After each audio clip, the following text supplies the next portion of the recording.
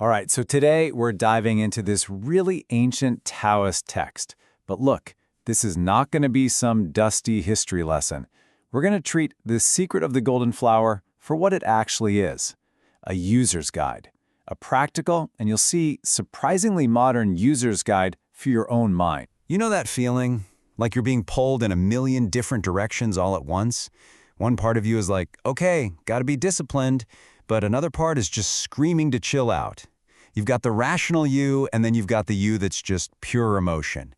Well, that feeling of inner conflict, this idea of a mind at war with itself, that's pretty much the signature of modern life, isn't it? So, what if the answer to all that noise wasn't some new app or another productivity hack? What if the solution is actually this 250-year-old secret that's been hiding in plain sight this whole time? Kind of wild, right? Well, let's find out. Okay, so to get to the solution, we've got to understand the problem first, right? We need the diagnosis. And this text, especially when you look at it through the eyes of its most famous fan, Carl Jung, it points to this really deep, fundamental split right inside of us. And here's the thing. From Jung's point of view, this inner mess, it's not some personal failing. It's not your fault. It's a side effect of our entire culture.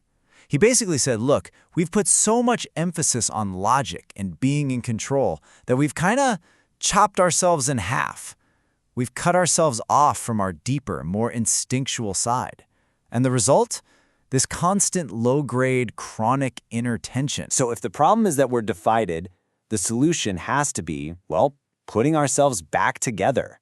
Integration. And this is where the Golden Flower text gets really amazing. It gives us this incredibly detailed blueprint of our inner world. It's like, here are the exact forces that are fighting, and here's how you get them to make peace. Okay, so this blueprint starts with two key concepts. First, you've got Xing. Think of this as your core programming, your essential nature, the unchangeable blueprint of you. And then there's Ming. That's your raw life force, the juice, the energy that runs your body and your instincts. The text says these two things get separated at birth, and pretty much our whole life is defined by the constant push and pull between them. Now, this initial split creates two other forces that we have to deal with, Hun and Po. The Hun is your spirit mind. It's the conscious CEO in the corner office trying to give directions. The Po is your body instinct. It's the primal, grimy engine room, just running on pure gut feeling and desire. The whole game is to unite these two. Because if the CEO, the Hun, just rises up on its own, sure, it becomes pure spirit. But if the engine room, the Po, is just left down there to sink on its own, the text says it becomes a ghost. Just this disconnected, raw, primal energy. And all of this brings us to the real conflict, the central drama.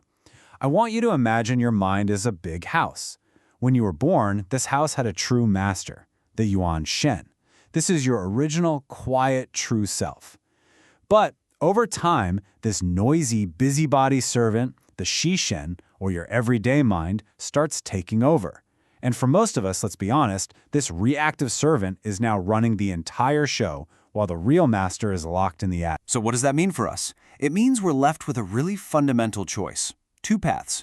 We can just keep going with the outward flow, just letting our energy pour out, draining away through constant distraction, chasing desires. That's the fast track to burnout. Or we can choose the reverse flow. We can consciously decide to turn our awareness back inward, letting our spirit, that true master, guide our instincts. And that's the path back to being whole. Now I know, this can all sound a little esoteric, a little out there, but this is where Carl Jung comes back in. He looked at this ancient map and went, whoa, this is a perfect description of a universal psychological process. He's the guy who built the bridge, connecting all this Taoist wisdom directly to our modern way of understanding the mind. And this is where it gets really fascinating. Jung noticed that his patients in Europe, people who had absolutely no clue about Taoism, had never heard of it, they would just start spontaneously drawing these complex circular patterns, especially when they were going through some kind of intense personal transformation. He called them mandalas, and he realized, my God, this is a universal symbol. It's the psyche's own attempt to find its center and make itself whole again. And that brings us right to the main event, the central symbol of the text, the golden flower. Look, it's not a real, physical flower, it's a psychological experience. It is that mandala. It's the light of an integrated consciousness. It's the symbol of order and wholeness that just blooms inside your mind when all those warring parts finally stop fighting and come together. For Jung, the golden flower and the mandala were one and the same. Okay, so we've got the theory, we've got the blueprint, but how do we actually do this stuff? How do we start that reverse flow we talked about? Well, the text gives us a core practice. It's called Huiguang, and it literally means returning the light. And the practice itself, it's actually surprisingly simple. So, step 1, just sit quietly. Find a calm spot, lower your eyelids. Step 2, you gently use the tip of your nose, almost like a gun sight, just to get your inner gaze aligned. And then you let it go, you relax it. Step 3, this is the main part. You just rest your focus right here, in the space between your eyebrows. They call it the heavenly heart. Now from there, you just watch. You don't fight your thoughts, you just notice them. See where they bubble up from, and then let them dissolve. And finally, you listen, not with your ears, but inwardly, for the super subtle, soundless rhythm of your own breathing. What you're doing is gathering up all the scattered light of your attention from all over the place, and you're bringing it home. You know, there's this incredible metaphor in the text that I just love. It says, your focus should be like a mother hen hatching an egg. Think about that. The attention you're using isn't some harsh, white-knuckled, forceful concentration. No, it's gentle, it's steady, it's life-giving. You're not trying to force something to happen, you're just creating the perfect, warm conditions for something to hatch, all on its own, from deep inside you. So, what happens if you actually stick with this? If you keep up the practice? The text is really clear. You'll start to see actual, verifiable signs of progress. This is the payoff. This is when you get to forge the golden flower in your own experience. And these signs aren't some abstract philosophical ideas. They're direct experiences. For example, you might feel what they call the spirit in the valley, this deep, profound calm where all the noise of the outside world just seems to fade away. Or you might literally see the empty room grow white, a field of light just appearing in your inner vision, a sign of real clarity.